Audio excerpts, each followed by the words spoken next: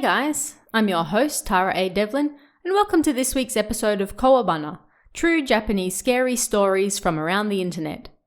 Did you know that we have a Discord? You can find the link on kowabana.net or in the episode description. Come join hundreds of other Kowabana fans to chat about the stories featured on the show, other oddities out of Japan, and Japanese horror in general. Plus, you can use our exclusive Kowabana emotes. I hope to see you there. On this week's episode, we're going to look at some classics that have never featured on the show. Summer is the traditional horror season in Japan, a time to get some chills to cool yourself down in the stifling summer heat. To celebrate summer reaching its end, I have a selection of terrifying greats that have thrilled and chilled Nichan users over the years. So, let's head right on in. This first story was shared in 2003, and eagle-eyed readers noticed that it seemed to be referencing something they'd read before. I won't spoil it, so let's go right on in. This one's called Gentleman on the School Bus.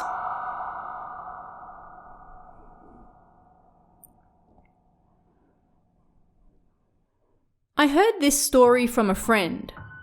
He went to high school in Kanagawa by bus, and according to him, there was often a strange old lady on it. It wasn't that she looked visibly strange or that she was crazy or anything like that. But how can I put it? There was something creepy about her. Like something wasn't right. Something like that. She looked like a widow from a good family. Kinda like JoJo's mother in the second season of JoJo's Bizarre Adventure. She was like the strong, silent type, but also not really of this world. An old woman like that. It wasn't like my friend could see ghosts, nor had he ever experienced anything that you might call a scary story. But whenever that old lady got on the bus, he couldn't help but feel that something was going to happen. An indescribable fear overwhelmed him. That was what he always used to say. One winter's day, as he was on the bus to school as usual, the old lady got on board. She went over to speak to someone who was already sitting down. It was an old man in a hat, sitting in the senior's seat. He seemed somewhat like a gentleman, and two men around the same age, in their 40s, stood next to him, holding large bags. My friend didn't hear what they were talking about, but they exchanged a few words. But then the man suddenly screamed, his voice echoing throughout the bus. "That alone I will not allow to happen." Everyone in the bus turned to look at them at once, and the two men accompanying the gentleman took out some type of round ball from the bags they were holding. My friend had no idea what these balls were, but he suddenly remembered seeing news of terrorists blowing themselves up on buses, and he feared that was what he was about to be witness to. For a few moments, nothing happened, and the old woman and the gentleman glared hatefully at each other in silence. Several seconds, or perhaps several minutes, passed. An awkward silence filled the bus, but then suddenly the driver slammed on the brakes. "I apologize for the sudden stop," he said over the speakers. "There are some roadworks up ahead, so we'll have to go around." Then he turned down a different road to usual. Before long, everything turned dark outside the bus. "Are we in a tunnel?" my friend thought, but then suddenly he blacked out, and when he woke up, he was in a hospital bed. It turned out that a passerby had found him passed out on the side of the road. He was taken unconscious to the hospital, and although it was only a tiny one, none of the other passengers were there. In the end, he had no idea what happened to them or the bus. He searched the newspapers the next day for news of a bus accident, but he couldn't find anything. That seemed to be the end of that, and he gave up looking. To tell you the truth, I feared that my friend had some brain damage when he regained consciousness, and it took me 2 days to get the story of what happened out of him. What I'm telling you is what I gathered from his own mouth. So in the end, I don't really know what happened either. He was released from the hospital shortly thereafter and went around telling his story, trying to find out what he could in his own way. But he said that people on the internet wouldn't even give him the time of day. I wonder if some of the people here spoke to him at that time, like on the traffic accident forums or something. After that, his condition worsened, and last summer, he passed away. When I told a friend at university this story, a friend who liked stories of the supernatural, they thought that perhaps the old woman was an evil spirit, and the man was a shaman of some kind. I don't know. I feel like that might be overthinking matters.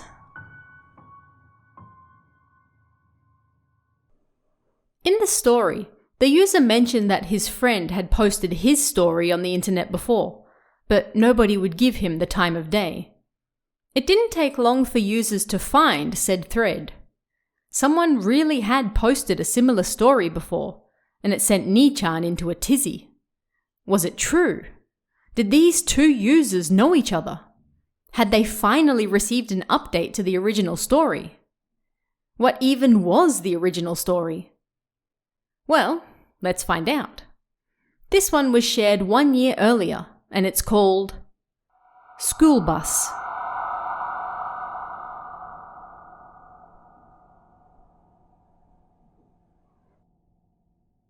I always take the bus to school, but as that bus turned right, that bus I always take suddenly did something strange that day.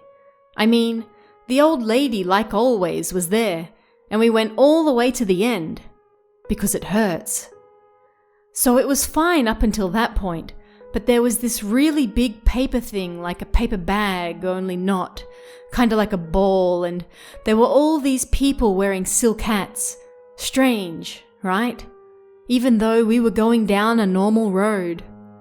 But the bus kept going like normal, and then suddenly he slammed on the brakes. Everyone inside lost balance and almost fell over. I was sitting, so I was okay.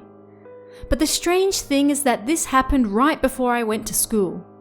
This bus always passes by a large park, and at the time, construction was taking place on that road. We took a detour and then went through a tunnel. Right as we were in the middle, where it was dark, the bus suddenly made a noise and stopped. Of course, I thought it was strange too. Then, when I came back to, the bus had already arrived at the stop in front of school. I was like, huh? This is weird. I got off the bus and went to school like nothing had happened. Although, everyone else on the bus died. If much of this story doesn't make sense to you, you're not alone. One of the most famous replies to this story, posted only half an hour later, said, "Your composition is terrifying. I don't get it at all. It's the scariest thing in this thread." The story is deliberately obtuse, repeating the same words in close range, saying things that don't make any sense, and leaving out huge chunks of information so the story seems to jump all over the place. And because it was so confusing, users found it all the more terrifying. This weird little post became a classic that people still talk about to this day. Was the story of the gentleman on the bus really from that user's friend? Or was someone jumping on the bandwagon? We may never know, but both stories are still enjoyed today. This next story was shared in 2000, the very early days of Nichan, before any real classics had been born. None of the popular trends that would follow had yet taken hold, and this story stood out amongst the masses for reasons that will likely become obvious as the story goes on. This story is best enjoyed blind, so let's head straight in. This one's called Inside Out.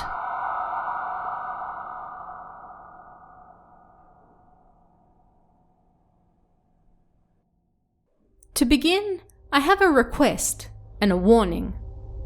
Before you read this story, please check to see if you have a clock nearby, because 10 or 20 minutes could be fatal. Well then. Last month, one of my high school friends suddenly passed away. Us old classmates gathered at his funeral for the first time in decades, and then we all got to talking. While we've been talking about getting together to have drinks, 3 people have died already. We really should get together next month and go out. A, the one who brought the topic up, took the lead, but it was difficult to put together a schedule that worked for everyone. 5 guys and 3 girls. This summer had been stinking hot, and as I was having lunch with A, we discussed having the get-together at the start of September. We really shouldn't have had a beer with that lunch. A suddenly said something he shouldn't have, and because I was drunk, I immediately retorted. It was about B and C, the couple from our school days who had died 10 years before our friend the previous month. 10 years earlier, A went to drink at B's house with C. B lived alone in an apartment. Immediately after, both B and C died in a traffic accident. It was a tragedy. B had been drunk driving, which caused the accident. A was the first person to find them. I explained Knee Channel to A and told him to post about it in the First Discoverers thread. It was completely in bad taste. A's face immediately turned pale and he screamed angrily at me. "This is no joke!" Ashamed, I muttered, "Don't take it so seriously." But that made him even angrier. "Well then, let me tell you about what we spoke about that time. You'll regret it," he said, and then he started talking with incredible speed. This is his story. When I was drinking with B and C, D-senpai suddenly came to visit B's apartment. His face was pale, and he suddenly said, "Have you guys ever heard of the Inside Out story?"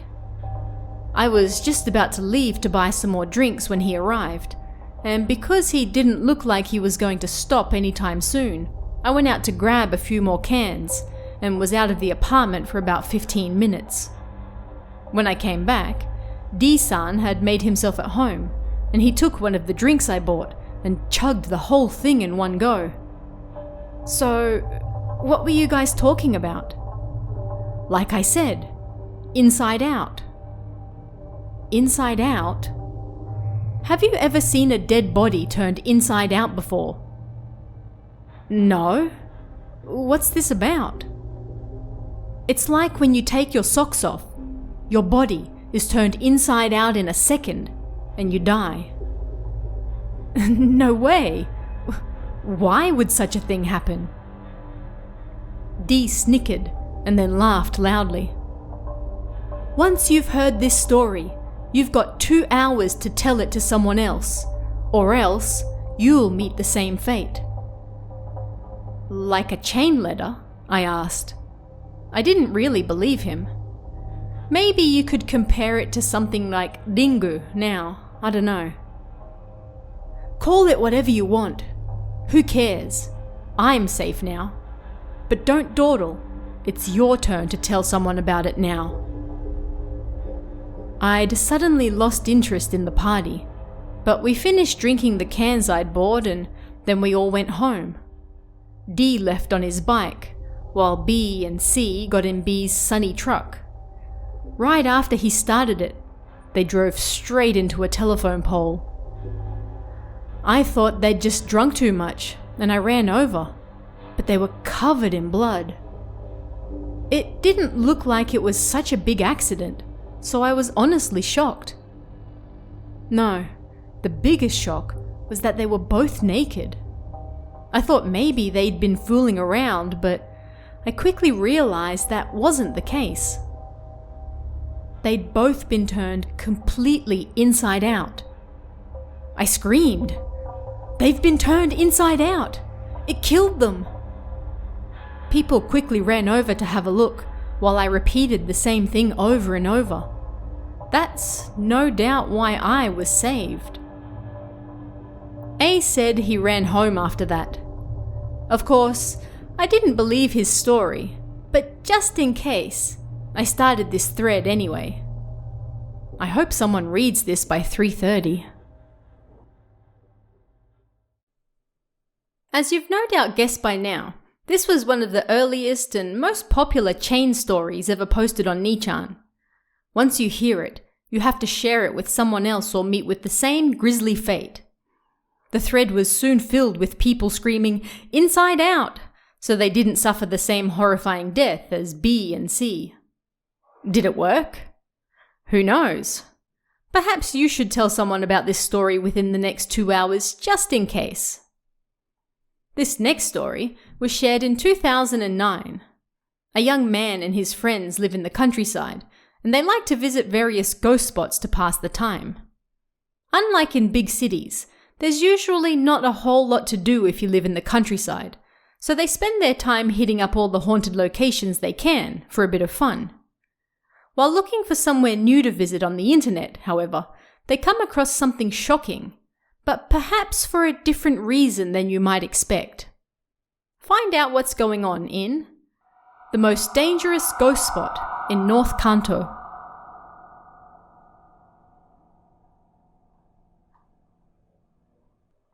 This happened about 2 years ago. This has nothing to do with the supernatural and seems like small fry compared to all of your stories, but it was scary to me, so I'd be happy if you listened to it as a nice palate cleansing side dish.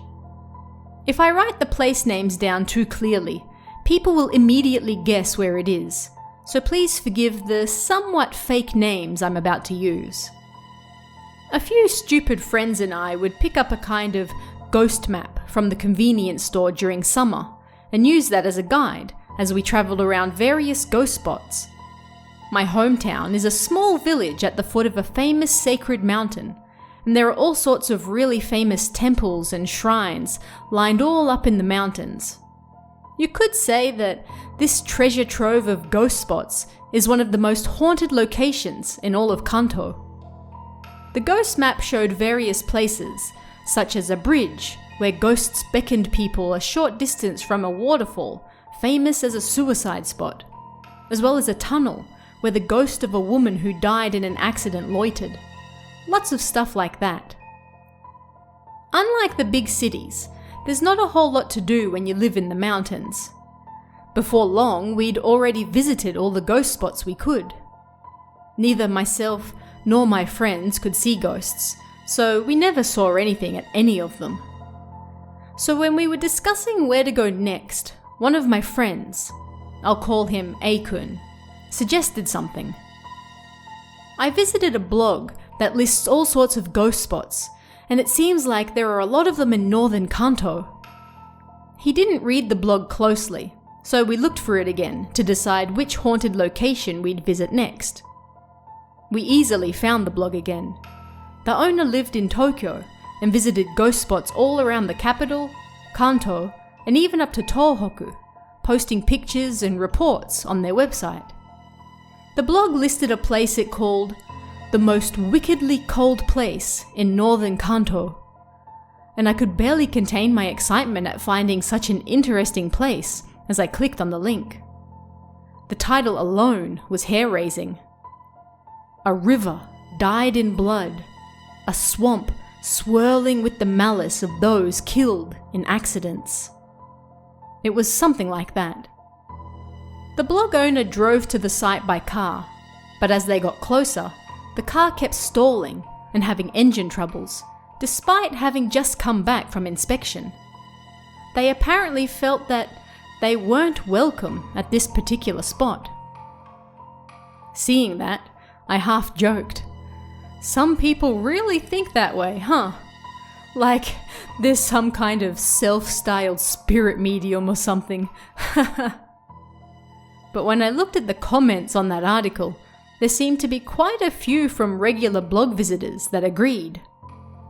There was an awful ringing in my ears when I went there too. I heard this deep voice that seemed to ring out from the ground once I passed over a really famous bridge, and it seemed to be saying, "Leave, outsider."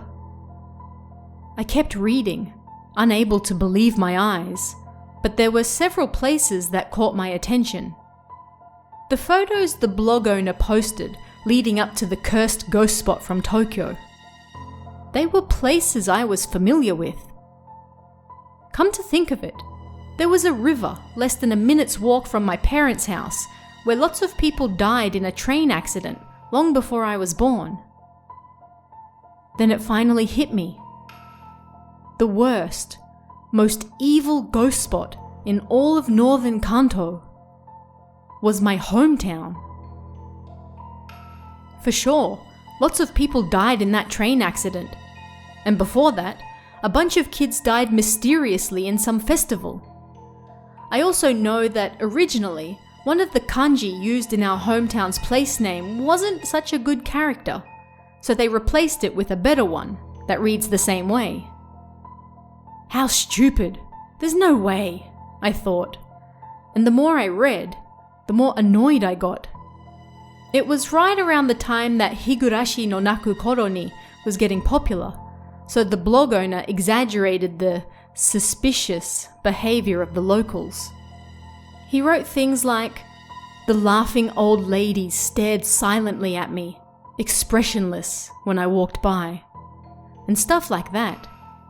I mean, I don't know how it works in Tokyo, but in our town, if someone comes in that we don't know, people are gonna look at them. It's not done with any ill intent. When the blog owner was done talking about everything else, they finished with a single photo of the most evil, dangerous place that you shouldn't approach in that area. My parents' house was right there, along with some of the neighbors.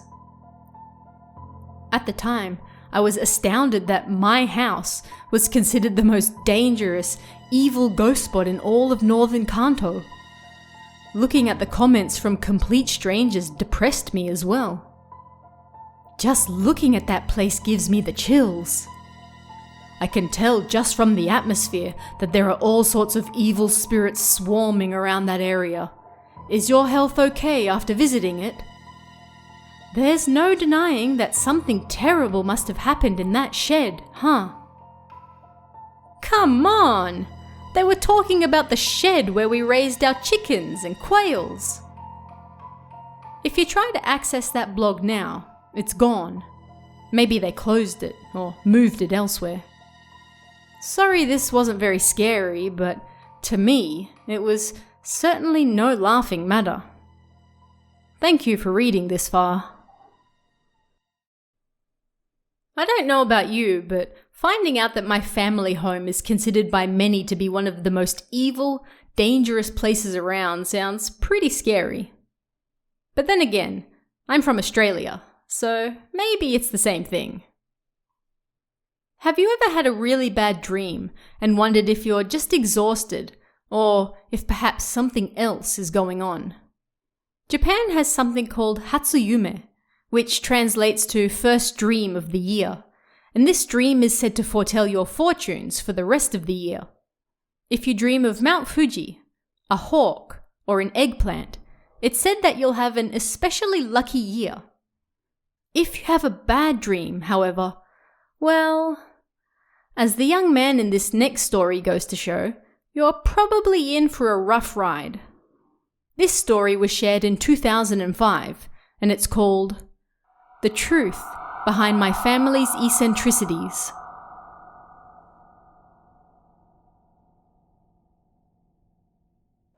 This is a true story that I still can't believe happened to me. When I was still in the 3rd grade of junior high, I lived with my parents and younger brother. He was still in the lower grades of elementary school. We watched Kohaku Utagassen, and then I wondered if I might have a good New Year's dream. I went to bed and everything was fine. But then I had a bad dream in the middle of the night. I don't remember what happened in it, and suddenly I woke up. My heart was beating so loudly that I could almost hear it, and I was covered head to toe in a greasy sweat. It was like someone had poured cold water down my back, and I froze as I bolted upright in bed. A nightmare to kick off the new year. Oh, this sucks, I thought. I couldn't get back to sleep, and my throat was parched, so I went into the living room where the fridge was and found my family all sitting in front of the TV. I didn't look at the clock, but I think it was probably around 2 a.m. The TV was still on, and even though it was late night and nothing was supposed to be airing, the news or something was playing. But it was silent. And on top of that, all the windows were open, making the inside just as cold as outside. Something was clearly wrong. A chill ran down my spine. "What are you doing? Have you gone nuts?"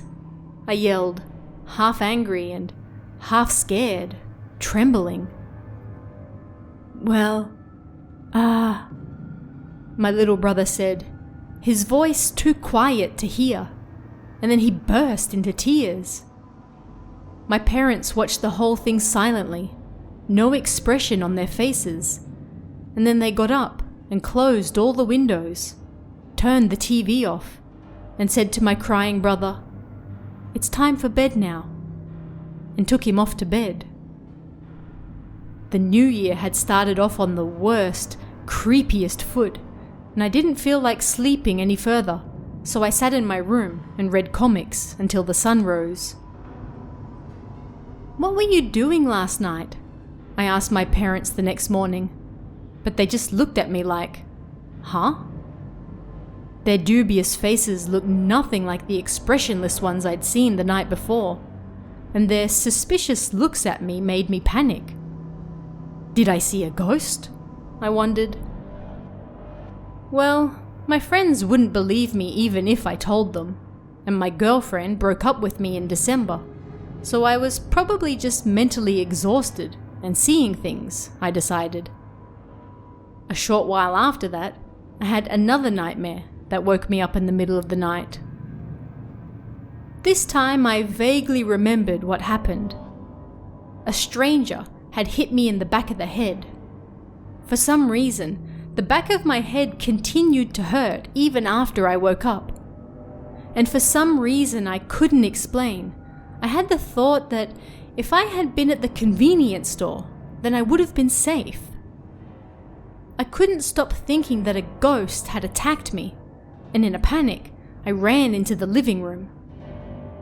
Nobody was there, and a smoky smell lingered in the air, perhaps from the meat we had for dinner. I remembered the creepy events that had happened in the living room on New Year's, and once again, I couldn't sleep for the rest of the night. Around the start of February, my body started strangely itching. At first, I thought my skin was just dry, but my back and my head especially started to feel like they'd been burnt, and I couldn't stop scratching them. The itching showed no signs of getting better, so I went to the doctor and got some cream for it. I was putting some on after I got out of the bath, and my younger brother came over.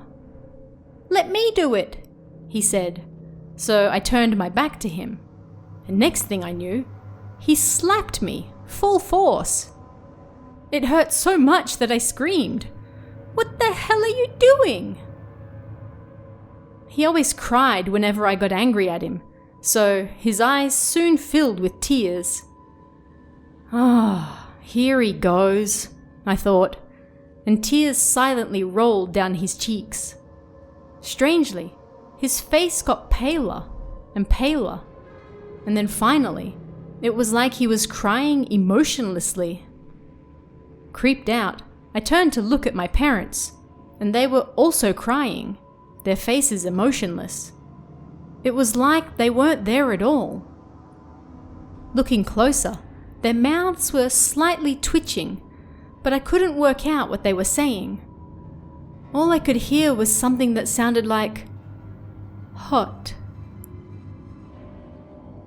At that very moment, everything around me started to turn red, then gradually faded to sepia. I'm losing consciousness, I thought, and then the scenery around me suddenly changed. It looked somewhat familiar. It was my cousin's house. My uncle stared at me with a serious look on his face. Eh? Why am I here? I couldn't grasp the situation I was in. Before long, everyone crowded around me. At first, I thought I was dreaming again, but I was really in my uncle's house. I had no idea what was going on. But for some reason, my grandparents were there too, and I was covered in bandages, so I panicked. Wouldn't it be better if he doesn't remember? I heard my grandfather say. We have to tell him what happened, my uncle said. They still haven't caught the guy who did it, and the police will no doubt be back before the week is out. My uncle then told me everything. Apparently, someone had set fire to our house and my entire family on New Year's Day. I happened to be at the convenience store at the time, so I'd been saved, but because I had apparently seen the person who did it on my way back, they hit me on the back of the head, then took a bat to my entire body, beating the living daylights out of me until I passed out. I didn't remember any of it. Apparently, I'd been stuck in a state between life and death at the hospital, but once I recovered, they sent me to stay at my uncle's place. It was March, meaning I'd lost 2 months' worth of memories, and after 2 months of rehab, my memories had only just come back now. I bawled my eyes out. I'd lost everything important to me in an instant, and learning that it had all happened 2 months earlier, I couldn't keep it in any longer. My grandparents and uncle watched over me as I cried. My uncle quietly looked away, and then my grandparents cried with me as I bawled. My body was covered in bruises, and I had so many bandages on that I looked like a mummy. A sharp pain ran throughout my joints when they bent. Why all the windows were open in the middle of the night in winter? Why my family were emotionless like that? Why I had the dream of the stranger hitting me and then everything turning red? It was like a jigsaw puzzle, suddenly all came together. In the end, they never caught the man who did it. And when they took the bandages off my bruised back, they found a clear handprint the same size as my brother's there. 5 years have passed since the incident, and as the bruises faded, so did his handprint. I'm sorry this was so long and not written very well. For me, it was an unforgettable incident. The story may not have been scary, but when I think about how the criminal hasn't been caught yet, I find that to be the most terrifying thing of all. Thank you for reading. The final story for this week is one you may have heard before, or at least a story very similar to it. It's a fairly typical tale, but this one was shared in a Summer Scary Stories thread in 2008, where it became an instant hit. This one's called 3 Choices.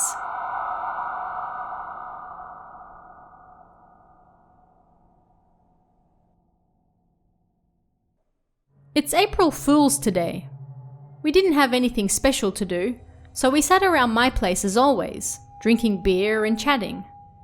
Because it was April Fool's and we were bored, we decided to play a game.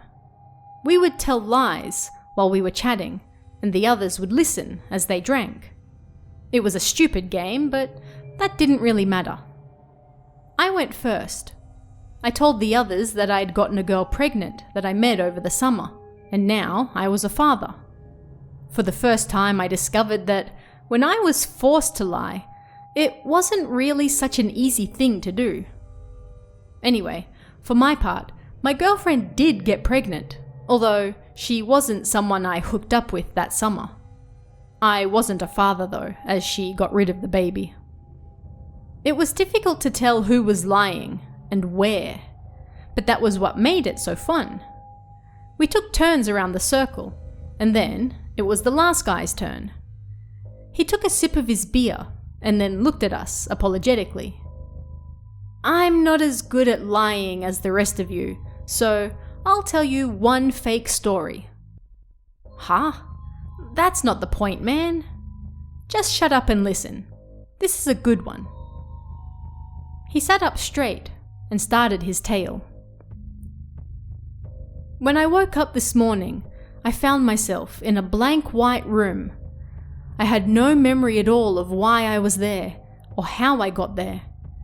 But when I woke up, there I was. I looked around for a while in shock, unable to understand what was going on, and then suddenly I heard a voice coming from the ceiling. It sounded like it was coming from a speaker, like a strange voice full of noise. 'The path you are about to take is the path of life,' it said. 'It is also the path of your karma. You will be given only choices, anguish, and determination. There are both many paths to take and only one path to take, and you must never walk in contradiction.' As it said that, for the first time I noticed a door behind me. Beside it said, 'Proceed,' in large red letters. You have 3 choices. First, destroy the TV on your right-hand side. Second, kill the person on your left-hand side. Third, take your own life. If you take the first option, you will get closer to the exit. The person to your left will be freed, and you will die instead. If you take the second option, you will get closer to the exit, but in exchange, that person's path will end.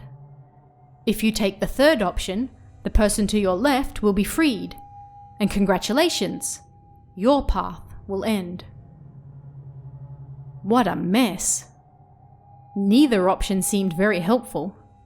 How ridiculous. But considering the situation I was in, I had no time to think like that. Rather, I was so afraid that I trembled on the spot. The place felt so weird that I couldn't say anything one way or the other.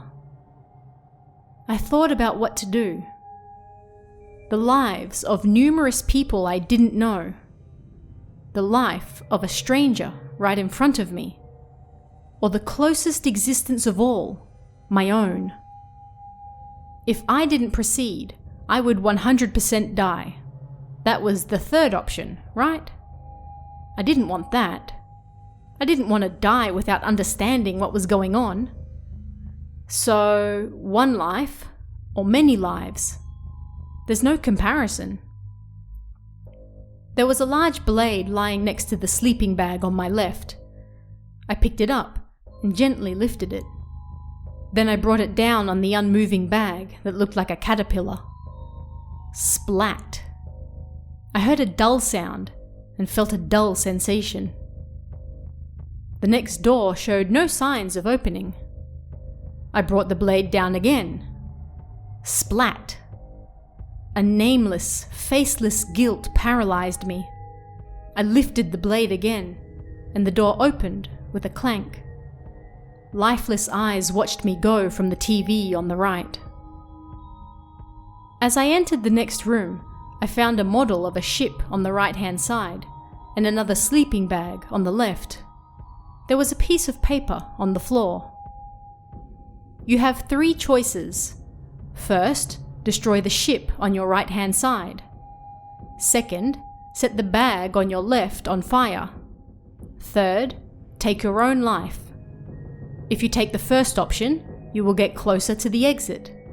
The person on your left will be freed, but in exchange, everyone on the ship will die. If you take the second option, you will get closer to the exit, but in exchange, that person's path will end. If you take the third option, the person to your left will be freed, and congratulations, your path will end. The ship was just a model.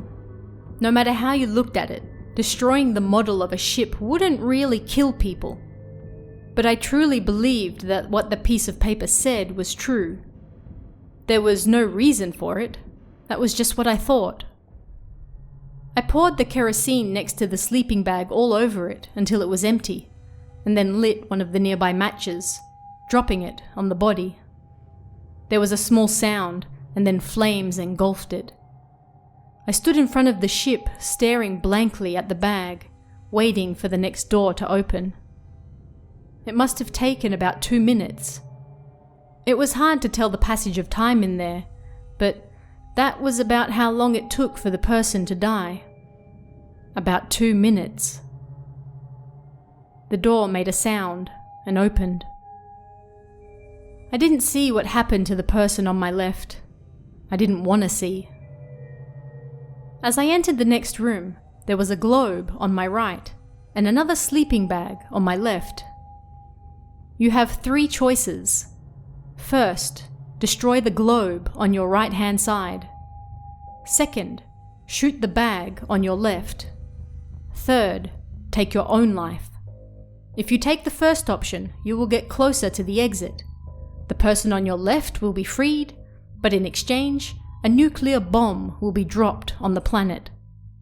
If you take the second option, you will get closer to the exit, but in exchange, that person's path will end.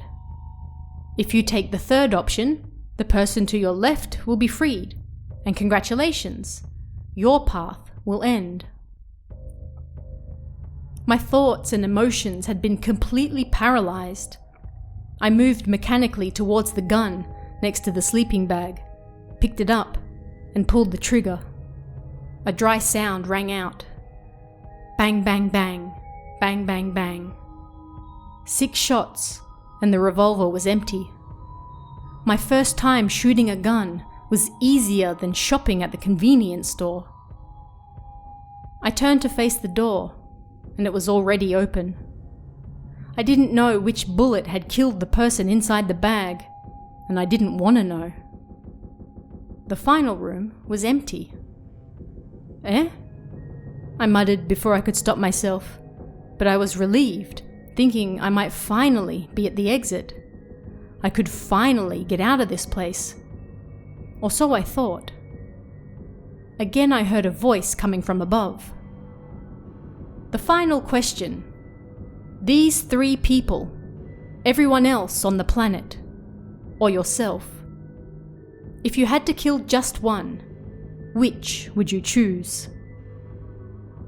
My mind blank, I silently pointed down the path I'd just come from. Then the voice above continued. Congratulations. You have chosen your path without contradiction. Life is a series of choices. Behind anonymous happiness, there is anonymous unhappiness. And behind anonymous life, there is anonymous death. One life is not worth more than the entire planet. You have proven that. However, that does not negate the importance of a single life. Lastly, you will feel the real price of each of those lives. The exit is open. Congratulations. I listened to the voice in a daze, both relieved and despondent. All the energy drained from my body, and I staggered over to the final door. I shielded my eyes from the bright lights coming down and almost tripped over something. There were 3 portraits of the deceased. My father, my mother, and my younger brother. The end. When he was done talking, the rest of us were so on edge that we could barely even swallow. What on earth was that story he had just told us? It was powerful beyond words. A slimy, creepy feeling overwhelmed us all. I downed the rest of my beer for courage, and then finally spoke. Quit it with such creepy stories. Jeez, we're supposed to be telling fun lies. Come on, you tell us a lie too. As I said that, the edges of his lips twitched and curled upwards. His expression chilled me to the bottom of my soul. Then he opened his mouth. But I already did lie. Eh? I said I would tell you a fake story. If you'd like to chat about this week's stories, come and join us in the Kowabana Discord. You can find that link in the description or on kowabana.net. And if you'd like even more stories to hold you over until next time, check out our Patreon at patreon.com/Tara A. Devlin for exclusive bonus episodes, or our YouTube channel at youtube.com/Kowabana Japan for all sorts of Japanese horror you won't find anywhere else. Thanks guys, stay safe, and I'll see you again next time for even more Kowabana, true Japanese scary stories from around the internet. Want even more scary stories? Head over to kowabana.net for new translations every week. You can also join our Patreon for exclusive stories you won't find anywhere else. Head over to kowabana.net now.